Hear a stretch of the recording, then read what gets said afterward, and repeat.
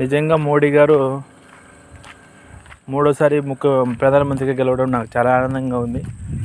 ఇది నిజంగా చాలా చరిత్రలో గుర్తుపెట్టుకోవాల్సిన రోజు, గుర్తుపెట్టుకోవాల్సిన తరుణం ఇది. నిజంగా నరేంద్ర మోడీ గారు మన భారతదేశం ఆర్థిక వ్యవస్థలో, ప్రపంచంలోని ఆర్థిక వ్యవస్థలో 11వ స్థానంలో ఉంది. కానీ 10 సంవత్సరాల్లో దాన్ని 5వ స్థానం చేశారు. ప్రపంచంలోని అతిపెద్ద 5వ ఆర్థిక ప్రజాస్వామ్య దేశంగా భారత్ అవతరించడం ఒక చరిత్రాత్మకమైన రోజు, చరిత్రాత్మక ఘట్టం కూడా. మన దేశంలో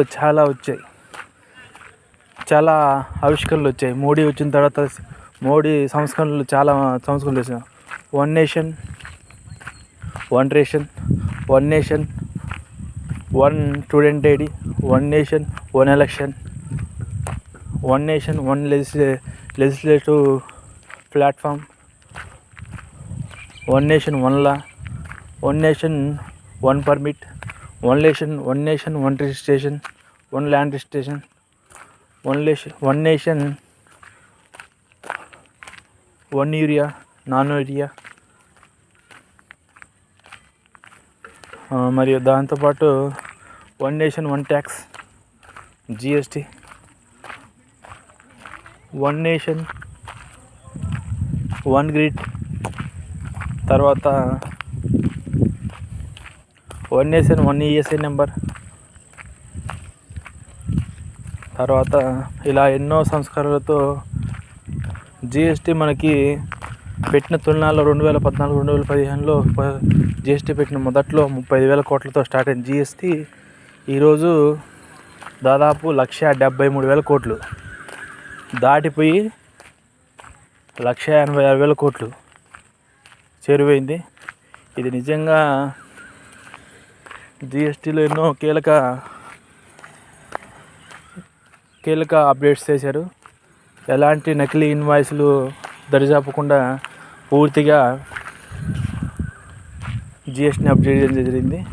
ఇది నిజంగా ద బెస్ట్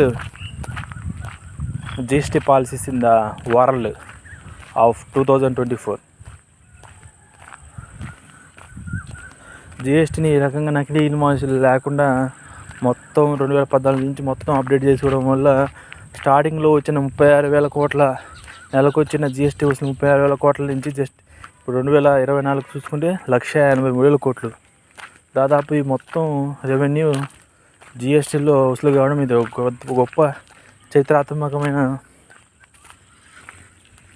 సందర్భం అని చెప్పుకోవచ్చు. One nation one president. దేశానికి అధ్యక్ష స్థాయి ప్రభుత్వం కావాలి. ప్రధాని ఎవరైనా ఉండొచ్చు, కానీ అధ్యక్షుడు ఒకడే ఉండాలి. గవర్నమెంట్ మారిపోవచ్చు, కానీ అధ్యక్షుడు మారడానికి వీల్లేదు. ఆ రకంగా మనం వన్ నేషన్ వన్ ప్రెసిడెంట్లో రిఫార్మ్స్ తీసుకొచ్చి అది చేయాలి. పిఎం కిసాన్, ప్రధానమంత్రి కిసాన్ సమృద్ధి యోజన కిందన ప్రతి సంవత్సరం రైతులకి 2,000 వారి ఖాతాలో వేయడం జరుగుతుంది. తర్వాత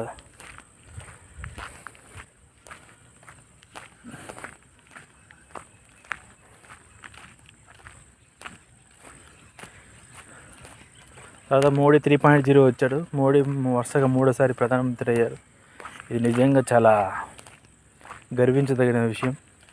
ఇంకా ఎన్నో సంస్కరణలు, ఇంకా ఎన్నో దేశ ప్రయోజనాల కోసం, దేశ సార్వభౌమత్యాన్ని, దేశ భద్రత కోసం అదే చూసుకుంటే త్రివిధ దళాలు, అంతకుముందు navy, air force, defence, navy, air force, తర్వాత ఆర్మీ, ఈ 3 విభాగాలు అనేది డిఫరెంట్గా ఉండేది. ఒకదాంతో ఒకటి కోఆర్డినేషన్ కానీ లేకపోతే ఒకదాంతో ఒకటి అనుసంధానం ఉండేది, విడివిడిగా ఉండేది. Air force, navy, army. ఇప్పుడు చూసుకుంటే త్రివిధ దళాధిపతి అని ఒక 3 కలిపి ఒక అధికారిని నియమించాడు. ఇప్పుడు ఏదైనా మన సమస్య వచ్చినప్పుడు త్రివిధ అధికారికి చేస్తే 3 వింగ్స్ యాక్టివేట్ అవుతాయి. Navy, air force, army. నిజంగా ఇది ఇలా చేయడం ఇది చాలా మన దేశ భద్రతకి ఎంతో ఉపయోగపడుతుంది.